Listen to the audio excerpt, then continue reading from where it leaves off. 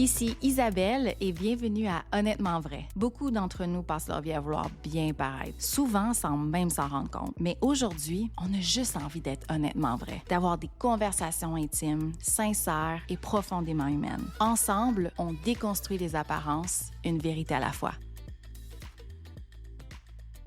Bienvenue à un nouvel épisode d'Honnêtement vrai. Cette semaine, j'aborde un gros sujet. Dans le fond, je vais vous parler de mon histoire dans le monde du mannequinat. C'est un gros épisode. Quand même, je vais aborder des sujets qui vont être quand même assez lourds, délicats, beaucoup de trigger warning.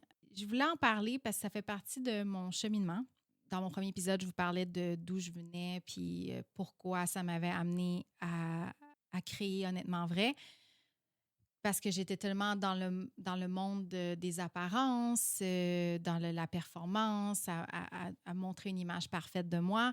Puis, ça a vraiment un gros lien avec mon passage dans le monde du mannequinat. Puis aussi de vous montrer comment ce monde-là qui semble glamour vu de l'extérieur, une industrie qui est, comment je pourrais dire, malheureusement, c'est pas comme on le pense. Il y a des requins dans cette industrie, il y a de l'abus. C'est très malsain, c'est très toxique comme milieu. Oui, il y a des bons côtés. Oui, j'ai adoré être mannequin, mais je voulais vous parler de plus de la vérité que des illusions dans cet épisode-là. Et je vais être honnête avec vous, j'ai été un peu stressée d'enregistrer cet épisode-là, un peu nerveuse parce que je vais aborder des sujets qui sont un peu touchés, j'ai aussi des choses qui me sont arrivées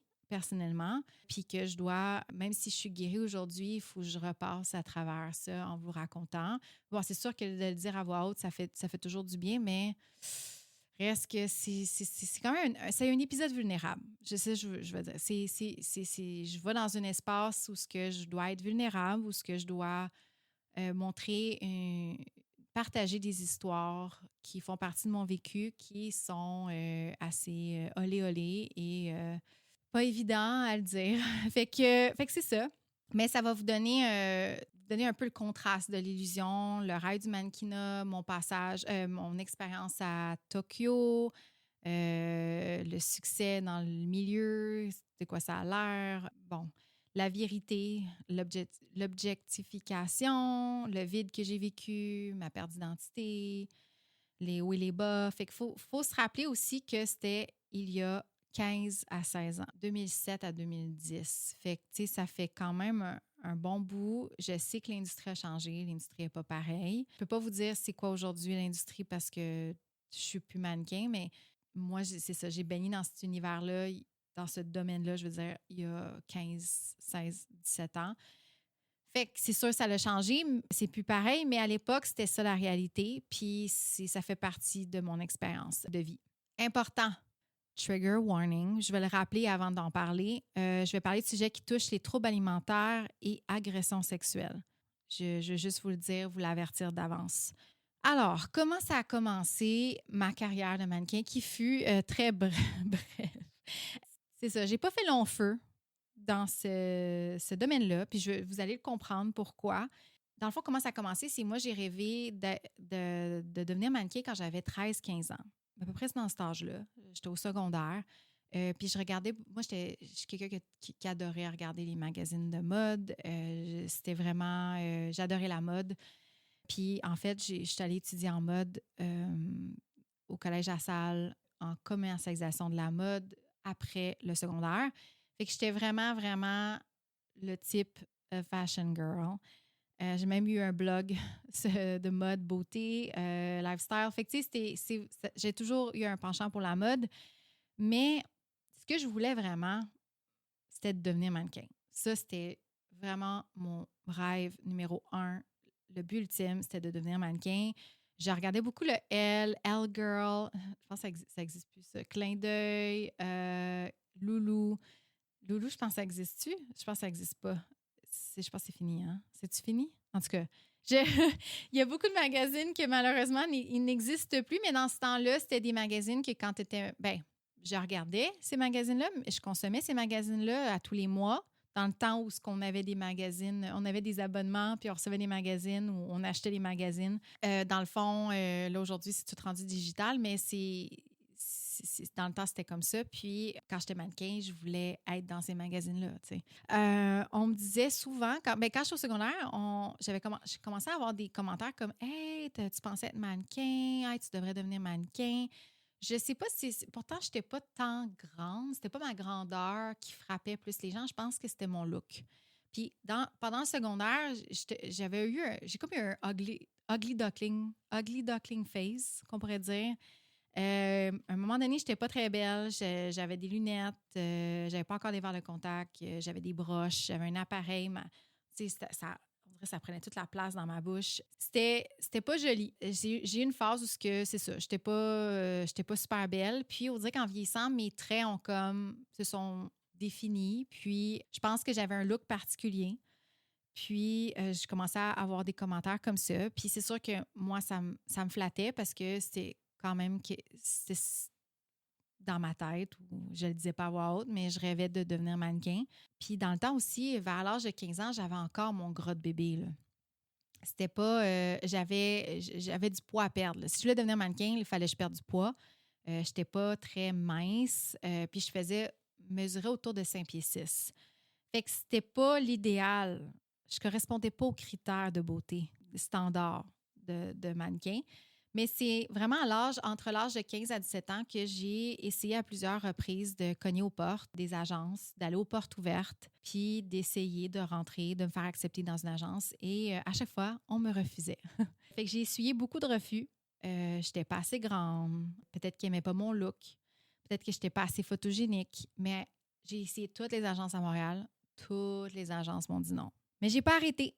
J'ai continué de cogner aux portes jusqu'à l'âge de 18 ans parce que je savais que j'avais un potentiel. Tu sais, je croyais, tu sais, je veux dire, même si j'ai jamais eu tant confiance en moi, j'avais quand même confiance que je savais que j'avais un look particulier, que j'avais le potentiel, puis que j'étais aussi capable que les autres filles. Moi, c'est ça que je me disais. Si les autres sont capables, moi aussi, je suis capable. J'étais très déterminée.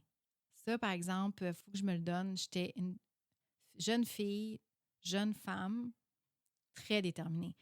Je voulais réussir, je voulais atteindre mon rêve. Puis je me disais, si les autres, ils peuvent, moi aussi. Fait que je sais pas comment j'ai fait, mais j'ai grandi un peu plus. J'ai à côté, là, je te dirais, dans les portes ouvertes, là, on me disait que je faisais 5 pieds 8. J'ai à côté 5 pieds 8. Si je te dirais, là, 5 pieds 8, c'est une bonne journée le matin, là. Surtout le matin, parce que le matin, tu as l'air plus grande que le soir. Mais puis aussi, j'ai perdu beaucoup de poids. J'ai perdu 25 livres vers l'âge de 15-16 ans. Je posais des actions, mettais tout en marche pour essayer de me faire accepter. Ben aussi, entre parenthèses, trigger warning, j'ai développé un trouble alimentaire vers l'âge de 15-16 ans. J'ai été diagnostiquée officiellement à 22 ans comme trouble alimentaire non spécifié. Mais oui, c'est sûr que le 25 livres que j'ai perdu, c'était pas... ça avait un lien avec un trouble alimentaire. Mais non, c'est pas le milieu qui m'a donné un trouble. J'avais un trouble déjà, mais ça l'a empiré avec le domaine du mannequinat.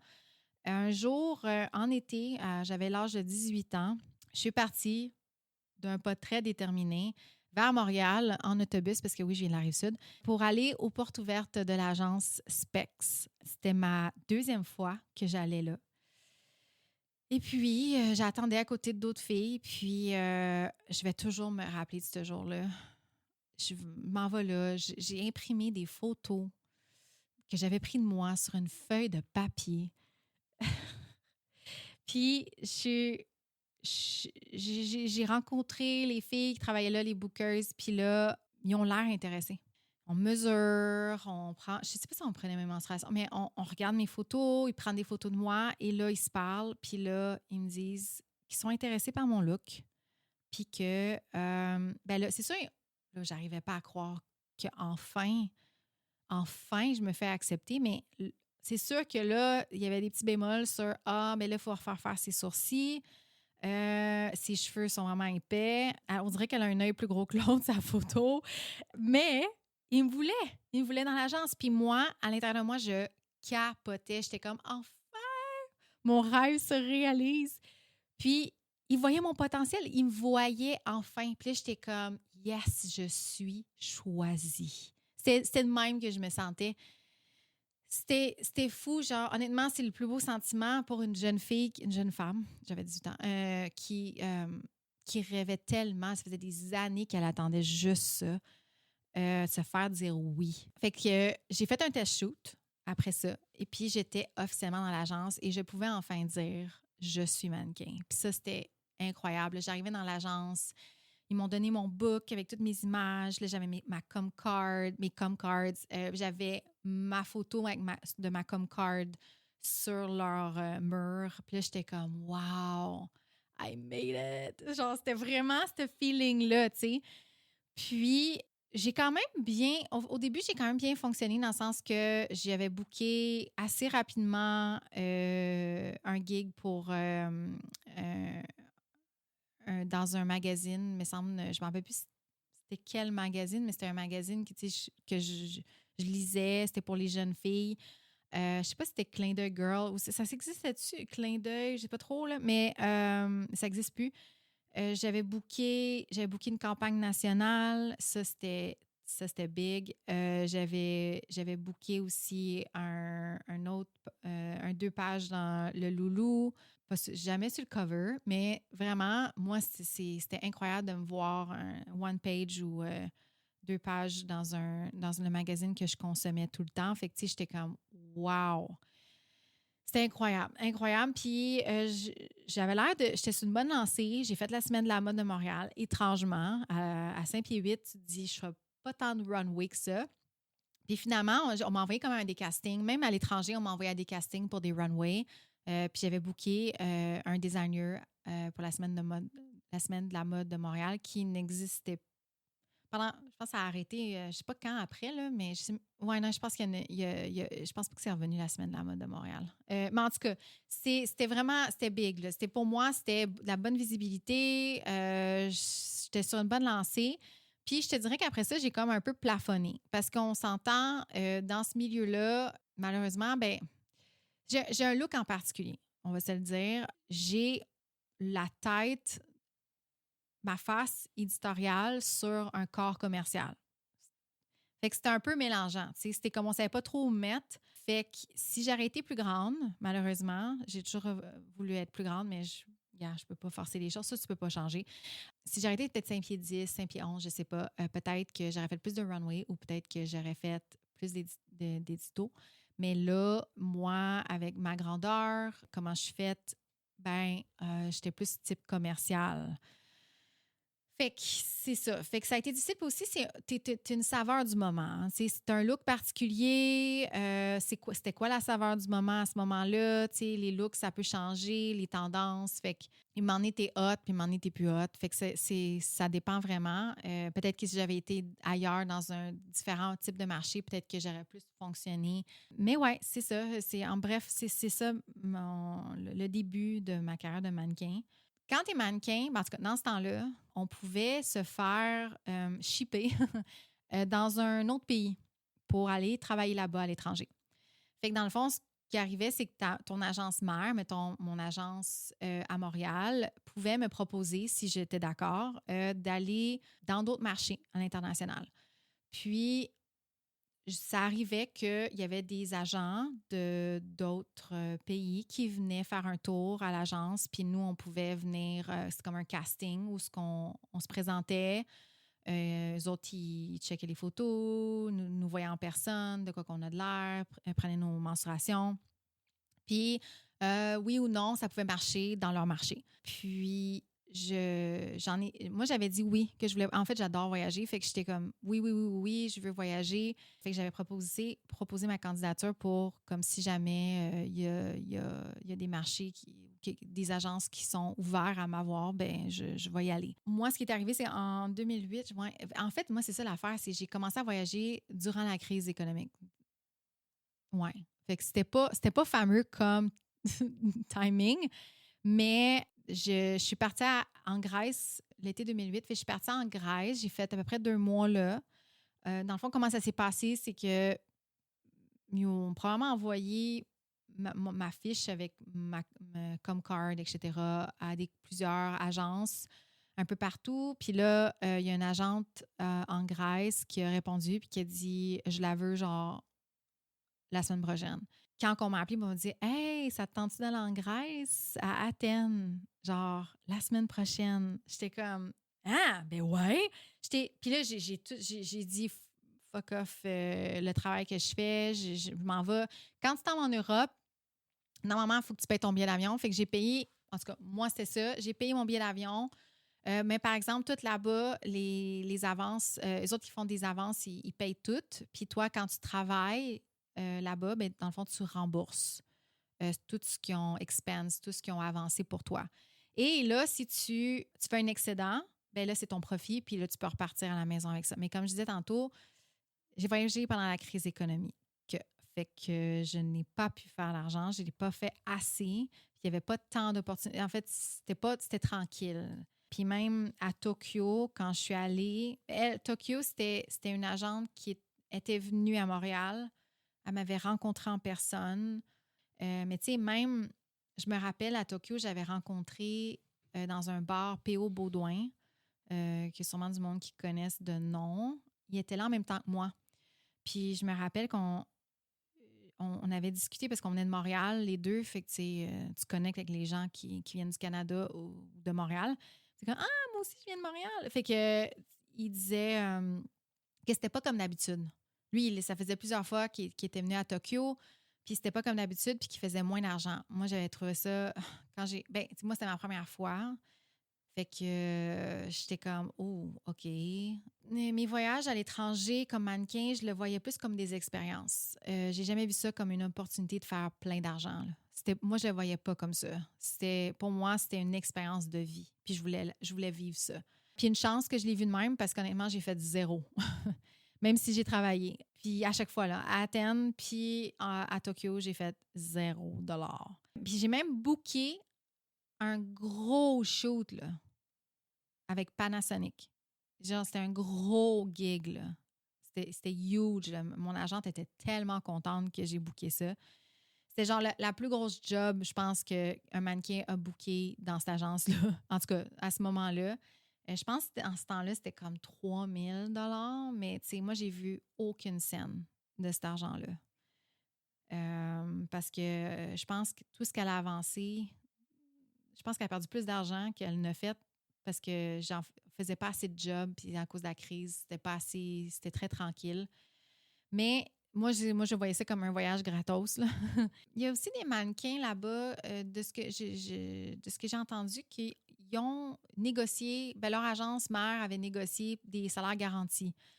Je ne sais pas trop comment ils appelaient ça, mais c'est qu'ils reviennent, mettons, avec 2 000 $ no matter what.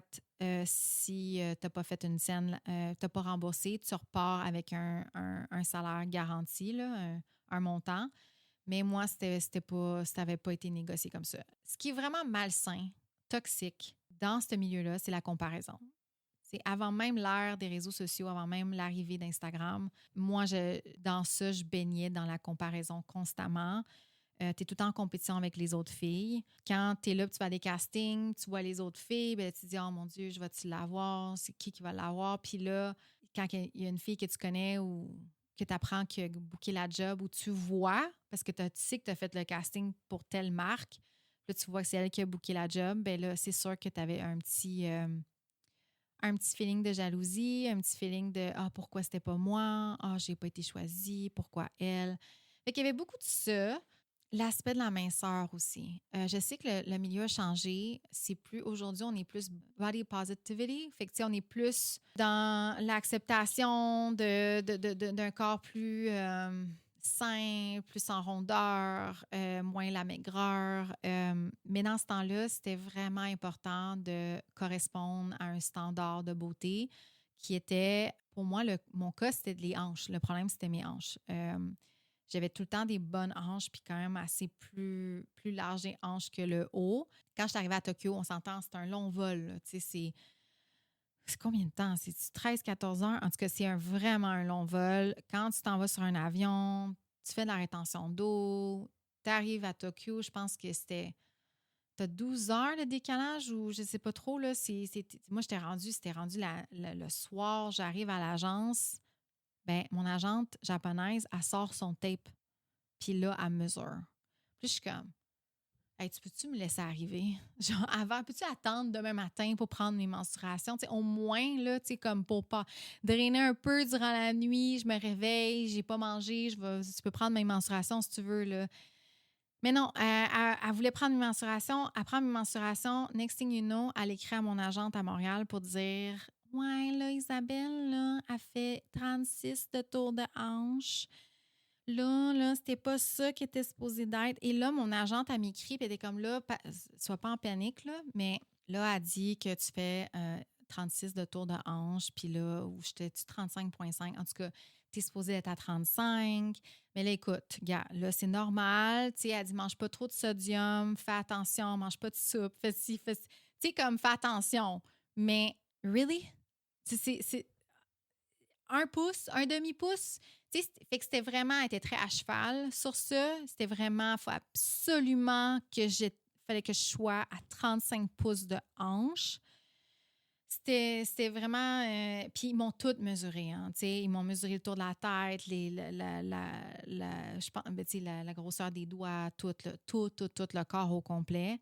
Ça doit sûrement, si je faisais des affaires avec les mains, hand modeling, des bijoux, whatever, mais tu sais, honnêtement, ils ont tous les endroits possibles, ils me l'ont mesuré. Aussi, ben, en Grèce, c'est ça l'affaire, c'est que quand je suis allée dans le marché de la Grèce, quand je suis arrivée là-bas, on me disait que j'étais trop mince. Parce que là-bas, c'est plus commercial. Tu sais, là-bas, je faisais beaucoup, beaucoup de casting dans tu sais, plus pour du commercial, des commerciales dans le sens comme la pub. Tu sais, quand on me dit j'étais trop mince, j'étais comme, really? Genre, j'étais en Europe puis tu me dis je suis trop mince. Puis là, quand j'arrive à Tokyo, au Japon, ben je suis comme trop grosse parce que mes hanches, ça ne fit pas. Fait que dans le fond, tu te fais tout le temps dire que tu n'es jamais assez, tu n'es jamais parfaite. Quand je suis arrivée, c'est ça, à Tokyo, la première chose une des premières, après m'avoir mesuré, une chose aussi qu'elle m'a demandé, c'était de me faire le contour des yeux avec du crayon. Là, j'ai dit, hein? Elle dit, peut-être t'acheter un crayon, là, ou t'as-tu un crayon pour faire comme plus tes yeux en forme d'amande? J'ai fait, OK, non. Je comprends pas. Tu me fais venir. Je suis vraiment heureuse d'être à Tokyo. Là. Genre, je veux venir à Tokyo. C'est mon rêve. Là. Je veux être ici. Là. Mais tu me fais venir pour me dire qu'il faut que je change mon apparence parce que tu ne m'acceptes pas telle que je suis. Dans le fond, on me fait venir, puis on veut pas que je sois Isabelle, de quoi j'ai l'air. Il faut que je change. C'était un peu. Non, moi, j'ai dit non. J'ai dit non, là. Mes yeux sont ronds. Je les changerai pas, là. Je changerai pas qui je suis, là. Tu sais, tu m'as accepté comme je suis, là. Fait que, on m'acceptait pas pour qui j'étais. Je me faisais. Dans le fond, quand t'es mannequin, tu vas dans les castings, tu te fais constamment critiquer sur ton apparence parce que, c'est comme je disais, t'es jamais assez. Tu te fais scruter, là, de A à Z, là. Tu peux des fois être en lingerie. Tu te fais regarder. Ouais, c'est très axé sur l'apparence. Je me sentais vraiment comme un support à vêtements. C'était même que je me sentais. Tu sais, dans le fond, tu dis rien puis tu fais juste porter des vêtements. T'as pas place à être expressive ou à dire ta façon de penser. C'est un peu comme tais-toi puis sois belle. Ouais, c'était de même que je me sentais quand j'étais mannequin, surtout à l'étranger. Je me rappelle en Grèce, un moment donné, dans un casting, je me pointe là, je donne mon book, puis ils sont une table, plusieurs personnes devant moi, puis ils gueulaient, là. Mais tu sais, je comprends pas, là, ils parlent en grec, là. Tu sais, fait que je suis là, ils gueulent, ils regardent mon book, puis ils ont l'air fâchés. Puis là, je les regarde, puis je suis comme, qu'est-ce qui se passe? Puis là, ils sont comme, non, non, non, non, genre, t'inquiète, ça n'a pas rapport. Mais c'est tellement, honnêtement, des fois, il y a des. C'est comment que les autres fonctionnent. Tu sais, le marché grec était tellement différent du marché japonais. Tu sais, ils ont toutes des particularités différentes, mais honnêtement, ça, j'ai trouvé ça, surtout avec la langue, les Grecs, c'était plus, la façon qu'ils parlaient aussi, c'était plus agressif, puis aussi, quand je marchais dans la rue pour me rendre à des castings, parce que là-bas, j'avais personne pour, dans le fond, là-bas, c'était vraiment, on te donne avant les GPS, puis je me sens vieille quand je dis ça, avant le Waze ou le Google Maps, dans le fond, on te donnait, à chaque casting, on me donnait une feuille avec l'itinéraire de comment me rendre à mon casting. Fait que là, je regardais ma feuille, puis là, je devais me débrouiller avec, je veux dire, là-bas, c'est comme on dirait des symboles, la langue grecque. Fait que, tu sais, c'était vraiment...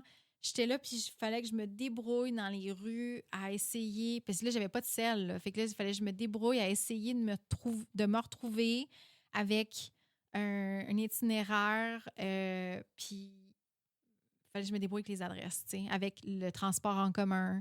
Je prenais l'autobus, je prenais le métro. Puis j'avais 18 ans, là, dans un pays étranger toute seule. Puis c'est de même que je me rendais au casting. Tandis qu'au Japon, il y avait un manager qui était aussi quelqu'un qui traduisait tous les castings, parce que tous les castings se faisaient en japonais. Tandis qu'en Grèce, il était capable de parler en anglais. Mais là, au Japon, c'était beaucoup japonais. Fait que lui, il fallait qu'il traduise tout. Puis aussi, comment ça fonctionne, le système des adresses, c'est pas pareil.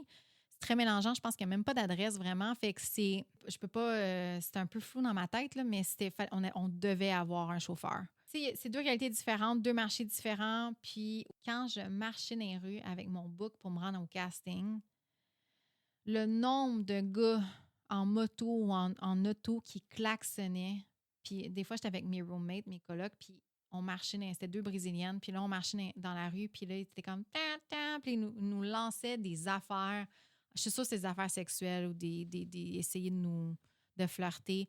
Mais c'était vraiment agressant, là. Puis c'était vraiment... En fait, c'était de façon agressive, là. C'était pas plaisant, là, constamment se faire klaxonner puis crier après, là. Ouais, c'était spécial. Aussi, je trouvais la façon aussi au Japon, comment souvent c'est arrivé, c'est qu'on était cordés, toutes les filles alignées côte à côte. Puis, il y avait le client qui était là, assis, là, puis il pointait. Puis il disait « Oui, non, oui, non, non, oui ». J'avais l'impression qu'on était comme des produits sur une étagère ou comme du bétail. On était juste... Dans le fond, c'était comme vraiment un feeling de « je suis juste un numéro, je suis réduite à mon apparence parmi tant d'autres, puis je suis vraiment juste jugée sur mon corps en une seconde. » Je dis même pas mon nom, je dis même pas d'où je viens, il y a aucun background sur moi, tout ce qu'il voit sur mon apparence, puis il dit oui ou non. Fait que ça, j'ai trouvé ça, moi, je sais pas, je trouvais ça comme quand tu as 18 ans, puis il y a des jeunes filles hein, qui surtout, il y avait des Russes qui partaient de leur pays, il y avait 15 ans, imagine, toute seule. Ou je sais pas si étaient accompagnée avec leurs parents, mais moi, j'ai rencontré une fille, elle était toute seule, puis elle avait 15 ans. Ouais, c'est quelque chose. Puis là, tu vis des expériences comme ça. Ouais, ça peut... Je sais pas si ça peut aller dans le mauvais sens des fois, là. J'avais aussi, je me rappelle, mon agente japonaise, elle m'avait mis beaucoup de pression. Tu sais, je chantais, il fallait qu'on book de la job, là. Puis, un moment donné, elle m'avait dit, on dirait que j'avais le feeling que j'avais une pression que quand c'était des castings avec de la danse, quelque chose, était comme, elle me mettait de la pression pour comme là, tu sais, il faut que tu fasses ça, non. Fait que là, je chantais qu'il fallait que je le book ou qu'il fallait que je sois comme dans la sélection. Puis je me disais, mais voyons, je comprenais pas pourquoi qu'elle faisait ça, mais je me rappelle le casting de Panasonic, on était vraiment là, c'était un gros bureau. On arrivait là, genre, des vannes de filles qui arrivaient. Puis là, je regardais ça, là, plein de filles. Puis là, je me disais, aïe, c'est sûr, je l'ai pas. C'est bien trop de monde. Je suis bien trop en compétition avec bien trop de monde. Puis là, on arrive, c'était par agence. Fait qu'on arrivait, on était dans le casting room. On arrive, puis on était toutes les filles de l'agence, une à côté de l'autre. Il part la musique, puis il fallait qu'on danse. Mais c'était comme la salsa merengue.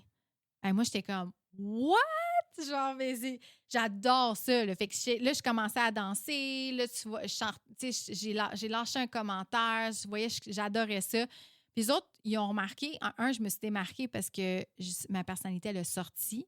J'avais confiance en moi parce que j'ai gagné le concours de salsa merengue au 3e secondaire avec mon ami. Fait que, puis je suis allée tous les hivers presque dans le sud. Fait que j'étais quand même pas un niveau expert, mais j'adore danser. J'aime ça me déhancher, les faufounes. Fait que, tu sais, c'était vraiment... Pour moi, c'est comme ça. C'était spontané. Puis, je pense qu'ils ont aimé ça parce qu'ils m'ont booké. Fait que quand j'ai su que j'avais booké la job, mon agente capotait. Elle était tellement contente. Enfin, j'ai ramené du cash. Puis deux, je suis tombée malade après. Fait que, parce que je sortais trop. Je sortais genre, dans ce temps-là, je sortais comme 6-7 fois semaine pendant 2 mois, presque. Mais en fait, j'étais à Tokyo pendant 3 mois. Mais je vais raconter ça après, là. Mais j'ai été malade, puis je me rappelle qu'elle m'avait dit, avant le fitting, parce que ça, j'avais un meeting pour faire le fitting, puis elle m'avait dit, là, il faut pas que ça paraisse que tu es malade. On m'avait donné des médicaments que je savais même pas, je connaissais même pas le nom, je savais même pas c'était quoi. Je m'avais senti tellement drowsy, genre comme buzzée durant les castings. Puis là, elle me donne ces médicaments-là, que j'ai aucune idée c'est quoi. Puis elle me dit, parce que je pense qu'elle avait peur que je perde la job, s'ils se rendent compte que j'étais malade. Puis elle me disait comme, faut pas que ça paraisse. Imagine, tu sais, t'es malade, t'as la grippe. Comment tu veux cacher ça? Là-bas aussi, ça marchait avec des per diem par semaine. Fait que dans le fond, à chaque semaine, je pense que j'en recevais, mais je ne m'en rappelle plus en l'équivalent en yens, mais c'était 150. On se faisait peser, mesurer. En tout cas, au début, pour moi, c'était mon cas. Après ça, ils ont arrêté de me peser, je ne sais pas pourquoi. Puis j'avais une coloc que ses hanches étaient considérées tellement plus larges que ce qui est acceptable, qu'elle, elle ne recevait plus beaucoup. C'était vraiment triste. Quand j'ai su ça, là, j'étais outrée. J'étais comme non, elle me fera pas ça, elle. Fait que ma roommate, ma coloc, elle en profitait pour manger puis boire dans les clubs le soir parce que c'était gratuit pour les mannequins. Trigger warning, trouble alimentaire. J'ai parlé que j'avais développé un trouble alimentaire, mais c'est aussi dans l'industrie. Moi, j'ai été témoin de ça, de comment... tout le monde est différent, là, tous les mannequins. Tu vas rencontrer un mannequin et elle va te dire qu'elle n'avait aucun problème. Mais il y en a d'autres qui avaient des problèmes. Il y avait une Russe dans mon agence qui était boulimique. Puis on le savait tous. Puis je me rappelle sur un job, elle avait mangé. Puis à chaque fois, elle était partie aux toilettes. Puis là, on était là, puis on s'en regardait. Puis on était comme, oh my God, elle est en train de se faire vomir. Puis on jugeait ça. Mais honnêtement, aujourd'hui, quand j'y pense, je trouve ça vraiment, vraiment triste. C'est à quel point elle n'était pas bien, tu sais. Puis je la comprends parce que moi aussi, j'étais dans la même situation. Mais tu sais, je dis ça, mais encore une fois, il y en a, c'est l'anorexie. Il y en a, c'est juste, ils ne mangent pas beaucoup. Moi, j'étais plus dans ce sens-là. Je ne mangeais pas tant que ça. J'étais beaucoup dans la restriction. Surtout être mannequin, je n'étais jamais assez. Hein. Fait que je me pesais tout le temps, puis à chaque fois, puis j'étais très maigre. Puis quand je me pesais, à chaque fois, je me disais, je suis pas assez maigre. Puis là, j'allais au casting, je voyais les autres filles, je me comparais. Après ça, je prenais mes mensurations, puis je disais, je suis pas assez petite. Parce que là, je regardais les com cards des autres, puis là, les autres étaient comme 35, 34, 33 pouces de hanche. Puis moi, ben non, j'étais tout le temps 35, 36. Puis je pouvais tendre vers le 37. Puis là j'étais comme, je suis pas assez maigre. Puis pourtant, j'étais tellement maigre, là, je pouvais pas perdre plus de poids. Là. J'étais à mon plus maigre, c'était à Tokyo. Puis là, je suis devenue végane parce que c'est une autre façon de cacher ça, de restreindre encore plus ma nourriture. Puis là, moi, j'étais avec d'autres filles, dans mon agence, on était mes colocs. Puis là, je les regardais manger. Il y avait une fille, elle venait du Texas. En plus, c'était l'hiver, on était à Tokyo. Puis je sais pas l'hiver canadien d'ici, là. Elle avait une petite jupe, là. Elle était tout le temps en petite jupe puis en talons hauts. Puis j'étais comme... Moi, j'étais là avec mon manteau, puis je comprenais rien, là. Puis, elle mangeait, genre, beaucoup de fritures. Tu sais, on s'entend, je sais que c'est cliché, là, mais c'était ce genre-là. C'était party girl, elle sortait tout le temps. J'avais une autre coloc, c'était une Russe, elle était plus vieille, puis elle était mince, mais elle mangeait des pâtes. Genre, à chaque fois qu'on revenait de clubber, elle revenait, puis elle se faisait chauffer un plat de pâtes dans le micro-ondes. Puis elle n'engraissait pas. Là. Moi, pendant 2 mois, j'ai sorti, j'ai clubbé, j'ai bu. Avant, je ne buvais pas. Fait qu'en l'espace de 2 mois, j'ai pris 10 livres. Moi, je peux pas manger des pâtes avant de me coucher. J'ai pas perdu 70 livres postpartum en mangeant des pâtes avant de me coucher. Parce qu'honnêtement, j'aurais pas perdu le poids si j'avais fait ça. Fait que tout le monde est différent, tout le monde a des métabolismes différents. Moi, dans mon cas, il fallait vraiment que je restreigne ma nourriture pour rester le plus maigre possible. Il y en a que, ben c'est ça, c'était la boulimie. Il y en a que, ben c'est l'anorexie. Il y en a que c'était, ils sont normales, puis ils vivent leur vie, puis les autres, c'était pas un problème de l'alimentation. Il y a plein de cas différents, mais oui, c'est triste que malheureusement, c'est une réalité de l'industrie. Puis je trouve que dans ce temps-là, c'était vraiment un gros problème, là. Surtout les marchés européens, qu'ils voulaient que tu sois le plus maigre possible. Mettons, j'ai entendu dire le marché à Paris. Je ne sais pas pour Londres, mais en tout cas, c'était vraiment à New York. Mais en Asie, il fallait vraiment être la plus petite possible, plus petit possible, là. C'est ça. Fait que quand je disais que je n'étais pas une fille qui buvait, moi, juste pour vous donner une idée, là, je buvais genre... J'étais allée à Cancun juste avant. Je suis restée là 2 semaines avec ma famille dans un tout inclus. Puis je pense que j'ai bu 2 consommations pour le jour de l'an. Ou un verre. Je buvais pas. J'étais vraiment là, je me rappelle, ces 2 semaines-là, il ne fallait pas que je bronze parce que tu n'as pas le droit de bronzer. Il fallait que j'arrive là pâle pour le marché japonais. Il ne fallait pas que j'engraisse non plus. Hein? Je me pesais à tous les jours. J'allais sur le tapis roulant à chaque matin courir pour compenser pour tout ce que, genre, j'essayais le moins, tu sais, je faisais attention, je buvais beaucoup d'eau, tellement d'eau que je pissais, genre, clair, là. C'était vraiment ça, là. Transparent toute la journée. Je faisais juste boire de l'eau. Je lisais mon livre, c'était Skinny Bitch. En tout cas, c'était vraiment du véganisme dissimulé dans un livre adressé pour la minceur. Fait que j'avais adoré ce livre-là, puis je preachais dans le temps, genre vraiment beaucoup le mode de vie vegan. Fait que c'est ça, fait que moi, quand je suis arrivée là-bas, je voulais pas sortir. J'étais vraiment, moi, je suis ici pour travailler, j'étais vraiment comme assidue, très disciplinée. J'allais au gym au Japon. Je mangeais mon santé, j'avais un blog en plus, j'écrivais. Tu sais, moi, je voulais faire mes petites affaires, je voulais aller au casting, puis je voulais réussir comme mannequin, là. Je voulais booker des jobs. Fait que c'était de même que je me voyais.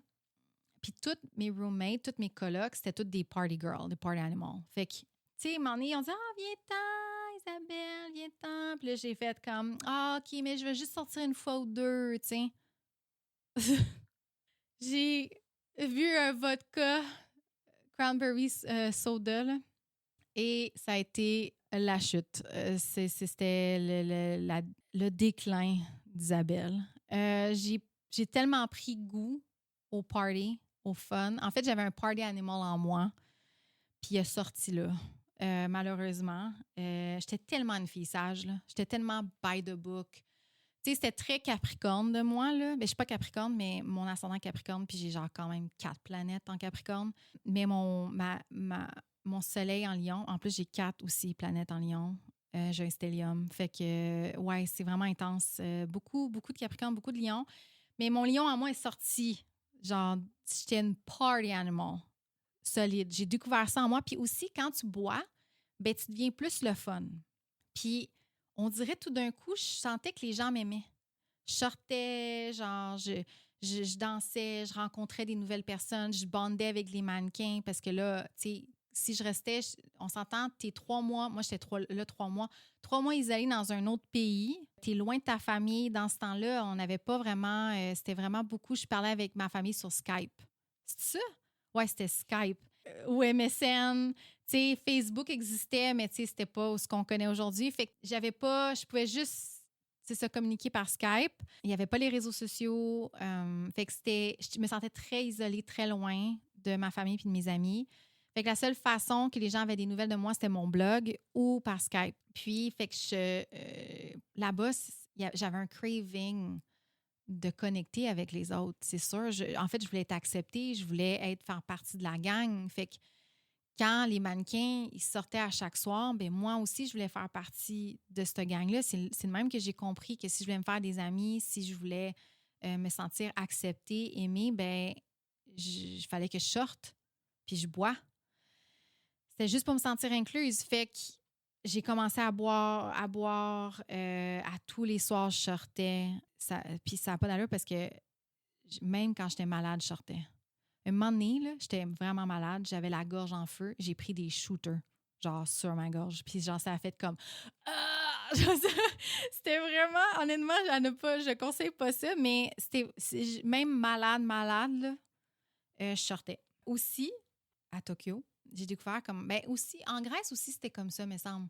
Mais on avait comme des tables, mais à Tokyo, il y avait des sections VIP. Et les mannequins, on a accès aux sections VIP parce que, en fait, ce qu'ils faisaient, c'est qu'ils donnaient de la bouffe et de l'alcool. C'était tout gratuit pour les mannequins. Fait que ça faisait sortir les mannequins. Mais ce que j'ai réalisé, c'est que c'était pas en tout gratuit. En fait, j'ai réalisé plus tard que c'était comme une forme déguisée de prostitution. Puis là, je vais m'expliquer. Là. Quand t'es mannequin, ben en fait, il faut que tu aies l'air disponible dans la section VIP parce qu'il y a beaucoup de businessmen qui vont là, puis qui sortent le cash, puis veulent rencontrer des belles personnes. Les mannequins, normalement, c'est supposé être des belles jeunes femmes. Mais il fallait que constamment qu'on a l'air disponible parce que, je vais vous parler d'un exemple. Un soir, je frenchais un gars intensément sur le sofa dans la section VIP d'un des clubs qu'on allait régulièrement. Puis le garde de sécurité est venu me voir, puis il m'a dit d'arrêter parce que c'était trop. Et là, j'ai réalisé c'est parce qu'il y avait des businessmen dans la salle, puis il fallait que j'ai l'air disponible, pas prise. Fait que c'était too much, mon affaire. Puis aussi, c'était comme non. Puis là, j'étais comme, mais voyons, je suis libre, là, j'ai le droit de faire ce que je veux. Mais c'est ça. Il y avait quand même c'est une forme de transaction. Tu sais, tu es là en tant que mannequin, tu t'amuses dans la section VIP, c'est gratuit pour toi, mais en même temps, il faut tu leur donnes de quoi en retour. Il faut que tu aies l'air dispo pour les autres hommes qui viennent, les businessmen qui pourraient payer plus puis payer des verres, etc. Aussi, alors ça, c'est une anecdote drôle qu'il faut que je raconte. Ça, c'est...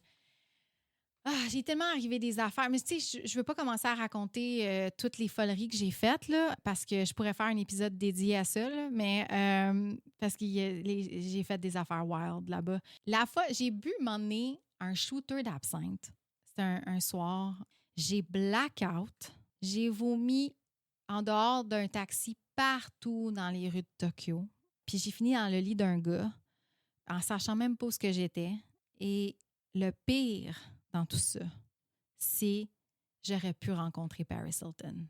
Elle était dans un autre club, dans la section VIP, puis je l'ai manqué parce que j'ai blackout vomi partout à travers Tokyo, puis c'était mon idole de jeunesse. Puis là, j'étais comme, à quel point j'ai blackout puis j'ai manqué Paris Hilton. J'aurais pu la rencontrer. Il y avait un autre mannequin que je connaissais qui l'avait rencontré puis qui avait parlé, puis ça a été un regret. Mais ouais, parce qu'on pouvait, dans la section VIP, des fois, il y avait des... J'ai rencontré, il me semble, du monde qui manageait Oasis, le band. Mais oui, on pouvait rencontrer des fois des célébrités parce qu'ils allaient dans la section VIP, of course. Tu sais aussi, moi, j'étais arrivée là-bas à Tokyo avec le cœur brisé. Moi, j'étais vraiment une fille de relation. Puis, j'étais arrivée le cœur brisé par un gars parce que, juste avant, c'est ça, je fréquentais un gars. Puis il m'avait dit, probablement parce que je partais longtemps, ça y a fait de quoi, il s'avait attaché, puis il m'a dit qu'il me considérait comme une petite sœur. Ça, j'ai trouvé ça un peu bof, surtout quand tu as une relation avec un homme, puis il te dit après ça que t'es comme une petite sœur pour lui. Je trouve ça un peu bizarre. Fait que ça m'avait vraiment, vraiment blessée quand même. Ça m'a fait de quoi? Fait que je suis partie, imagine, je suis partie à Tokyo, le cœur brisé. T'ajoutes là-dedans aussi beaucoup d'alcool, des clubs, sortir tous les soirs, des beaux mannequins. Ben, tu sais, c'est ça. Moi, j'ai viré sur le top. J'ai viré sur le top assez rapidement. J'ai commencé à ce qu'on appelle à être promiscuous, je l'avoue. C'était pas mon genre. Moi, j'ai toujours été une fille de relation. Tout d'un coup, j'ai viré de l'autre bord, carrément. C'est ça. J'ai commencé à boire. C'était pas moi, ça. Commencé à être promiscuous, à chercher la validation. Je voulais tellement me faire aimer par un gars que une fois, j'ai regardé mes photos album Facebook, puis j'ai vraiment, avec, tu sais, des années plus tard, je regarde et je suis comme, aïe, c'est flagrant comment je suis tout le temps collée sur un gars. Comment je suis tout le temps en train de faire des câlins avec un gars ou je suis en train de prendre une photo avec des gars. Tout, genre sur la plupart des photos, là, sur beaucoup de photos, là, sur mes albums Facebook. J'étais vraiment, honnêtement, j'étais là-bas, là, puis j'avais un besoin immense d'être aimée. Je cherchais juste la validation. Moi, j'étais tout le temps validation extérieure aussi par rapport au domaine. Tu sais, je veux dire, je voulais constamment me faire valider, me dire t'es belle, t'es ci, t'es ça, tu réussis parce que quand tu bookes des jobs, ben, plus tu réussis. C'est comme une validation extérieure constante. Je voulais juste que les gars, les hommes m'aiment. Fait que c'était vraiment, pour moi, c'était très malsain, là. Fait que, tu sais, c'est pas juste aller à Tokyo comme mannequin, c'est vraiment tout ça est venu avec, qui a fait que ça a été le début de mon déclin. Tu sais, aussi, j'étais pas quelqu'un qui mangeait de la crap. Comme j'expliquais, j'étais beaucoup dans la restriction. Mais vers la fin, là, je mangeais mes émotions. Beaucoup. Il y a même, je me suis ramassée. Souvent, on allait à un after. Tu sais, les clubs qui rouvrent après 5 heures du matin. Là. Puis on se ramassait toutes là. On chantait du karaoké, on mangeait des sushis. On pouvait, des fois, tu sais, ils commandaient de la bouffe. On sortait jusqu'aux petites heures du matin. Mais aux petites heures du matin, on s'entend, des fois, souvent, c'était 7 heures du matin. Fait que moi, le soir, on buvait énormément. Fait que là, à dépasser 5 heures, à un moment donné, je sais pas, on dirait que je sentais tellement un vide. Je me sentais tellement pas bien que j'allais dans les convenience stores, genre les 7-Eleven, Lawson. J'allais chercher de la bouffe, des snacks. Puis j'allais m'asseoir à côté du club, toute seule, en petite boule à terre. Puis je mangeais genre mes snacks toute seule. Puis je me rappelle, j'avais un ami allemand que je m'avais fait, puis il sortait dehors, puis il me trouvait genre à l'extérieur en train de manger mes snacks du convenience store. Puis saoul. J'étais à terre, seule, saoul. Puis honnêtement, c'est vraiment triste parce que j'ai tellement envie de prendre Laïsa de 19 ans dans mes bras, là, puis de dire que c'est juste que c'est passager, puis que ça va mieux aller après, puis que t'as pas besoin de l'extérieur pour te faire valider. Mais ouais, c'était vraiment c'était triste. C'était vraiment triste que je cherchais constamment la validation chez les autres, à l'extérieur de moi. Puis je sentais constamment un vide. Fait que je comblais le vide avec l'alcool et après ça, la bouffe. Là, ça. Quand je suis revenue de Montréal, après ça, j'ai eu des problèmes avec de camoufler mes émotions, de combler le vide avec beaucoup, beaucoup la bouffe. Puis l'alcool, ça a continué jusqu'à avant de tomber enceinte. Vraiment, là. Ouh, je vais embarquer dans un sujet. Fait que là, tu sais, j'ai expliqué un peu comment ça s'est passé, comment le milieu de la mode, le monde du mannequinat, comment ça l'a affecté, comment ça m'a affecté en tant que personne, mais aussi en tant que mannequin. C'est un milieu, ouais, ça, trigger warning. C'est un milieu où malheureusement, j'ai côtoyé des agresseurs déguisés en photographes, a.k.a. en son known as des requins dans le milieu. Avant le mouvement MeToo, il y en a eu, il y en avait. Il y en avait. Malheureusement, j'en ai côtoyé 2. Et je suis sûre qu'il y en a plus. Puis je pense, heureusement, j'ai pas été sur... Ils n'ont pas tous été sur mon chemin, mais ils ont été sur probablement d'autres chemins de d'autres femmes, d'autres mannequins. Fait que je vais raconter un peu l'histoire. Je vais pas nommer les noms parce que j'ai pas envie d'avoir des avocats dans mon cul. Je vais pas... Il y en a sûrement qui vont peut-être, si tu viens du milieu ou tu en as entendu parler, peut-être tu vas reconnaître les photographes que je vais pas nommer, mais que je vais parler. Puis je le dis, je veux parler de cette histoire-là parce que je trouve ça important d'en parler, surtout en tant que femme. Fait que dans les premiers mois, après que je suis rentrée dans l'agence, on m'a envoyé faire un test shoot chez un photographe peu connu à l'époque. Je sais pas si c'est dans ses débuts, mais en tout cas, il commençait. Il était pas comme hot, là, comme qu'il a été. Il testait ses lumières. Puis moi, ben ça faisait de la pratique quand même, puis des photos. Fait que mon agence m'a vu ça comme, bon, mais il teste ses lumières, fait que toi, au moins, tu vas peut-être avoir des photos, ça va te faire pratiquer. Je pense que l'agence ne savait pas encore que cet homme-là était problématique. Je ne sais pas trop son historique, mais bref. Il a flirté avec moi pas mal. Quand je suis arrivée là, j'ai commencé à faire des photos, il flirtait. Puis après ça, il m'a invité à faire de quoi. Honnêtement, c'est un peu flou, là. Mais bref, j'étais pas mal naïve à 18 ans. Tu sais, je veux dire, encore une fois, tu sais, ah non, c'est vrai, Tokyo, j'avais 19 ans. C'est vrai. C'est vrai, j'avais pas 18, j'avais 19 ans. Excusez. Erreur, 19 ans. Mais là, j'avais 18 ans. J'avais 18 ans, j'étais naïve. Je commençais dans le milieu. Fait que, tu sais, j'ose pas trop. Je veux dire, quand même, il était beau. Je le trouvais attirant. Fait que. Puis là, en plus, il flirte avec moi. Je me sens désirée. Je me sens. Ouais, c'est ça. Fait que, tu sais, je veux dire, j'ai accepté. Puis, je trouvais ça flatteur. Fait que, oui, je l'ai fréquenté pendant environ 2 mois. Après ça, j'ai refait ce que je me rappelle, mais je peux pas dire dans le temps. Il me semble que c'était après qu'on s'est fréquentés. J'étais allée refaire un autre test shoot avec lui. Je pense qu'il m'avait invité. C'est même pas rapport avec l'agence, là. Je suis retournée, puis pendant le test shoot, il avait essayé de m'embrasser, même plus, il voulait plus. Il s'essayait. Puis moi, tu sais, on n'était pas ensemble, là. Fait que, tu sais, je me sentais comme un peu coincée.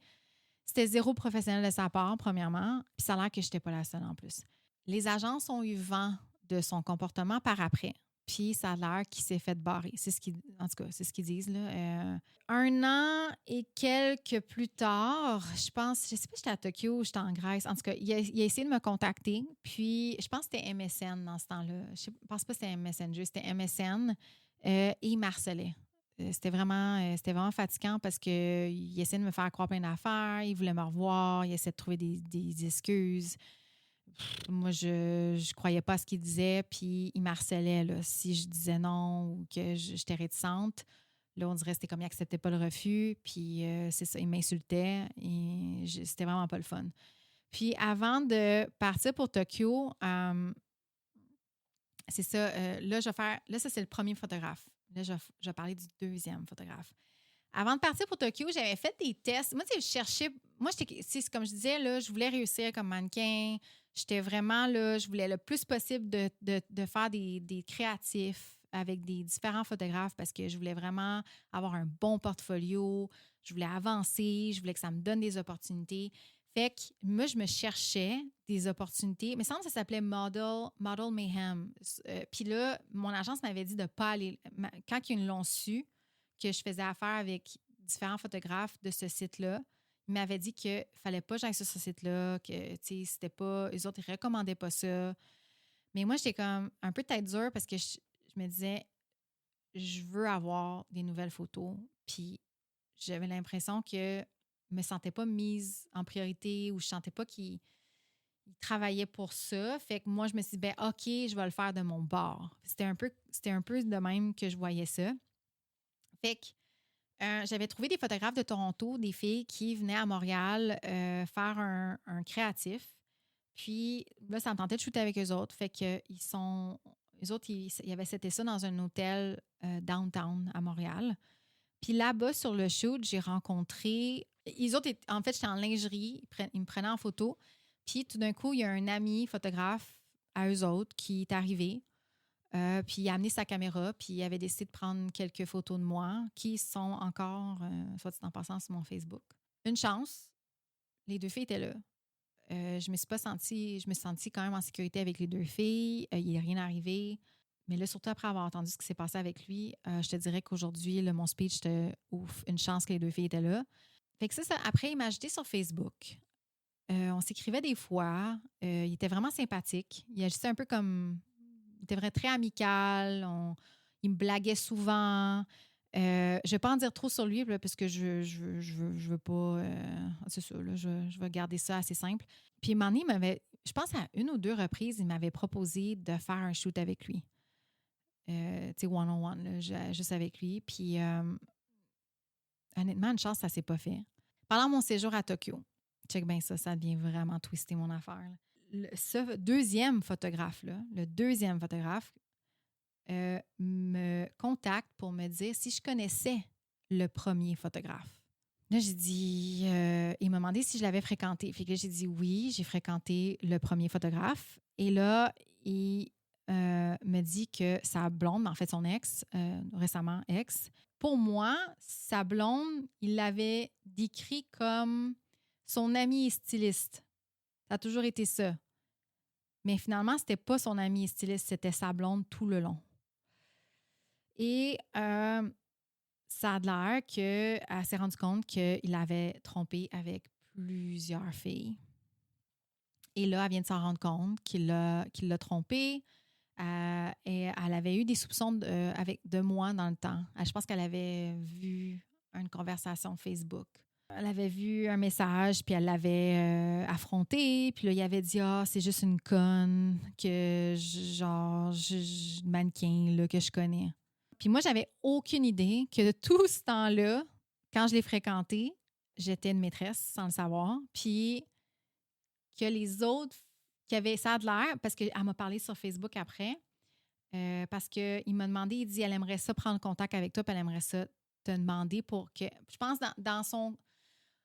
dans son closure à elle, je pense qu'elle avait besoin de voir quand ça s'est passé, puis d'avoir le timeline. En fait, je crois que c'est ça, parce qu'elle m'a posé des questions et tout, puis c'était zéro méchante. C'était vraiment, elle m'avait pas attaqué, rien. Là, c'était vraiment, elle est pauvre, elle. C'était vraiment...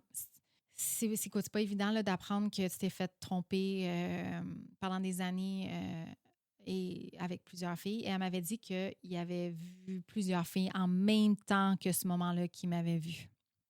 Qu'on s'était fréquenté. Arc, c'est... En tout cas, ouais, c'est ça. C'est tout un trou de cul. Mais, fait que c'est ça. Fait que le deuxième photographe me dit « Ah, est-ce que tu as déjà fréquenté le premier photographe? » J'ai dit oui. Et là, après ça, il me dit « OK, sa blonde ex vient de se rendre compte qu'il l'a trompé à tout bout de champ, puis que ça a l'air qu'il aurait agressé des filles. » Fait qu'il me dit ça. Bien, 3 ans plus tard, le deuxième photographe qui venait de m'avertir et de dire que l'autre avait agressé des filles, bien, j'apprends que j'ai vu sa face, puis TVA, ou dans des articles en ligne, qui avait été accusé d'agression sexuelle et d'agression armée. Il a fait 2 victimes. Les 2 victimes l'ont accusé et possiblement il y aurait eu d'autres victimes. Fait que, ouais. Honnêtement, ça fait peur. Tu sais, je veux dire, je me dis, wow, OK, Puis je me suis mis dans des situations où il y a des choses qui auraient pu m'arriver, là. Puis il y a des choses qui m'ont arrivé. Mais dans cette situation-là, quand j'ai vu ça, j'ai fait, wow, genre, à quel point il y a des requins qui rôdaient autour de nous, ben, les mannequins, mais de moi aussi, je veux dire, durant mon bref passage dans ce milieu-là, il y avait des requins autour de moi, puis ils ont essayé de me mordre, ils ont essayé, il y en a qui m'ont mordu, mais tu sais, c'est vraiment, honnêtement, c'est épeurant. Le mouvement MeToo a vraiment mis un spotlight sur l'abus de pouvoir des photographes dans le milieu. C'est vraiment, honnêtement, tant mieux qu'ils ont mis le spotlight là-dessus. C'est important. C'est vraiment... C'était de l'abus de pouvoir, là. Sérieux, le premier photographe que j'ai fréquenté a eu 3 plaintes criminelles contre lui pour viol et agression sexuelle. Puis malgré tout ça, je crois qu'il travaille encore aujourd'hui. C'est ça qui est frustrant, c'est ça qui est fâchant. C'est qu'il a réussi, il y a de la reconnaissance. Derrière son succès, il y a des jeunes femmes qui ont été détruites. Puis c'est pas juste ici, hein.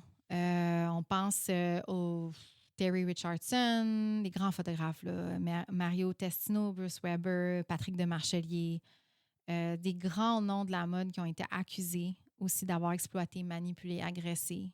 En fait, ils abusaient de leur pouvoir là, en tant que photographe. Puis c'est ça que ça a fait le mouvement MeToo dans ce temps-là.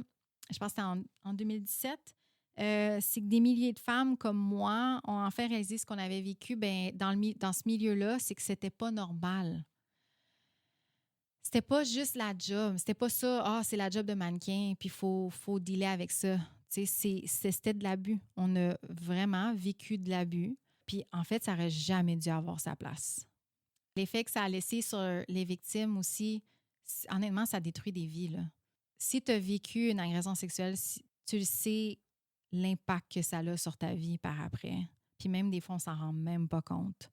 Puis l'abus de pouvoir, ben c'est ça, là. C'est de faire sentir à la victime le sentiment d'être inférieur à l'autre, c'est d'avoir peur. Quand tu es victime d'une agression sexuelle ou tu t'es fait abuser, ben tu as peur des répercussions, tu as peur de perdre ta carrière, fait que tu dis rien, tu restes dans le silence. Puis ben ce silence-là, je te dirais, il te gruge par en dedans. Puis c'est là que tu t'en vas sur un chemin d'autodestruction.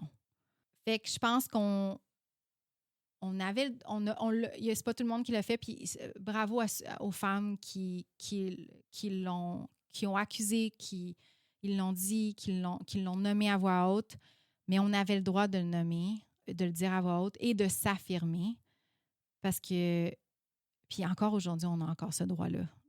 Puis ça, il ne faut pas l'oublier.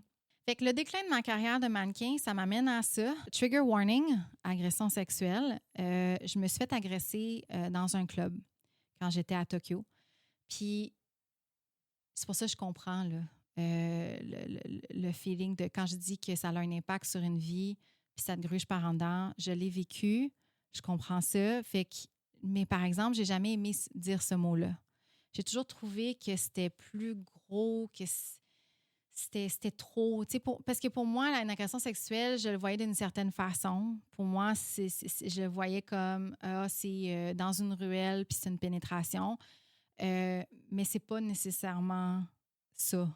En fait, il y a beaucoup, beaucoup de choses qui sont reliées dans une agression sexuelle, qui sont caractérisées sous le nom agression sexuelle. Je trouve que ça pèse lourd, puis j'ai toujours minimisé ça. Même en thérapie, j'en ai parlé 10 ans plus tard. Puis en thérapie, c'est là que j'ai réalisé en parlant que ça avait eu un bien plus grand impact sur moi que je le pensais. Après toutes ces années-là en plus, je ne réalisais pas, mais le chemin d'autodestruction que j'étais dessus, sur ce chemin-là, c'était relié à ça. Le point de départ, c'était là. Fait que, tu sais, c'est là aussi que mon déclin a commencé. Ça fait partie quand je sortais dans les clubs, l'alcool. Fait que mais j'ai toujours minimisé ça. Tu sais, pour moi, c'était comme... Je me suis aussi culpabilisée. J'ai dit, c'est moi. J'étais en état d'ébriété. Genre, c'est ma faute. Dans le fond, tu sais, je me sentais coupable. Je me suis dit, ben c'est moi qui s'est mis dans cette situation-là. Fait que, tu sais, c'était beaucoup... C'était beaucoup... d'essayer de... En fait, j'essayais de l'enlever, de le minimiser, mais je veux dire, à un moment donné, ça rage, là, ça veut sortir, ça a besoin d'être écouté, d'être entendu, puis on s'entend le fait qu'une personne a violé ton intimité, n'a pas respecté ton corps, t'as pas respecté tout court, ça a un immense impact sur toi, puis après, ce que tu fais de toi, ta vie et les choix, les comportements que tu adoptes après. Fait que c'est ça, je me sentais en mode autodestruction. Je me suis sentie vraiment dégueu envers moi-même. J'aimais pas ce feeling-là. Puis j'ai glissé dans des comportements vraiment destructeurs. Et c'est là que, encore trigger warning, mon trouble alimentaire a pris une autre tournure. J'ai commencé à développer la boulimie, à me faire vomir. Parce qu'au début, c'est ça, j'avais plus des tendances anorexiques, mais là, ça a vraiment tourné en boulimie. Puis après ça, j'ai commencé à manger compulsivement. Ouais. Fait qu'après ça, tu sais, oui, j'ai pas toffé la boulimie longtemps, mais après ça, c'était vraiment longtemps des années, c'était vraiment de manger mes émotions, mais vraiment compulsivement. J'ai commencé à manquer aussi beaucoup de respect envers moi-même. Puis, comme je disais, mon retour à Montréal de Tokyo, ça a vraiment été... J'étais vraiment un mess, là. J'étais vraiment un hot mess.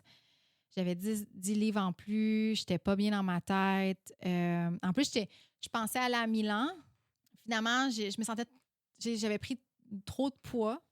Fait que je me suis dit, oh non, je vais pas y aller. Fait que je prévoyais partir 6 mois en 2010, comme c'était comme 6 mois plus tard. Puis je pense que c'est un de mes plus grands regrets aujourd'hui parce que je sais que ce marché-là, j'aurais probablement fonctionné parce que l'agence là-bas harcelait mon agence ici pour que j'y aille parce que c'était vraiment, oh, Isabelle, elle vient dessus, Isabelle. Je pense que vraiment, ça a arrêté mon marché. Puis c'est c'est un gros regret.